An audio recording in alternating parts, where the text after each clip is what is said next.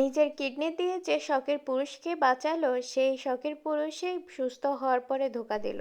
স্ত্রীর কিডনি দিয়ে প্রাণে বেঁচে পরকীয়ায় জড়ালেন স্বামী। সেই স্ত্রীকে মারধর করে বের করে দিলেন বাসা থেকে। ভালোবাসলে মানুষ অন্ধ হয়, যুগ যুগ ধরে সমাজে এই কথা প্রচলিত। ভালোবাসা মানুষের জন্য আত্মত্যাগের গল্পও ছড়িয়ে আছে। 35 বছরের উম্মে শাহিদিনা টুনির গল্প এর চেয়ে কোনো অংশে কম নয়। যে স্বামীকে বাঁচানোর জন্য নিজের কিডনি দিয়ে দিলেন, সে স্বামী সুস্থ হওয়ার পরে জড়িয়ে পড়লেন পরকীয়া এবং অনলাইন জুয়ায়। শুধু তাই নয়, স্ত্রীকে মারধর করে বাসা থেকে বের করে দিয়ে প্রেমিকের সাথে বসবাস শুরু করেছেন তিনি। অকৃতজ্ঞ এই ঘটনাটি ঘটেছে সাভারে। অকৃতজ্ঞ স্বামী তারেকের বিরুদ্ধে নারী নির্যাতন মামলা করেছেন টুনি। তারেক গ্রেপ্তার হলেও বর্তমানে তিনি জামিনে আছেন। ভাবতে পারছেন যে স্ত্রী নিজের কিডনি দিয়ে স্বামীকে প্রাণে বাঁচালো, সেই স্বামী আবার মারধর করে স্ত্রীকে বের করে দিয়ে পর নারীর সঙ্গে সংসার পেতেছেন। জানা যায়, বিয়ের 2 বছরের মাথায় টুনি জানতে পারেন তার স্বামী 2টা কিডনি অচল। তাকে বাঁচাতে উন্নত চিকিৎসার জন্য ভারতে নিয়ে যান। এরপর ডাক্তার জানান একটি কিডনি তার স্বামীকে না দিলে তার স্বামীকে আর বাঁচানো যাবে না। তখন তার স্ত্রী টুনি এগিয়ে আসেন, তার কিডনি দিয়ে তার স্বামীকে বাঁচান। টুনি ভেবেছিলেন তার কষ্টের জীবনের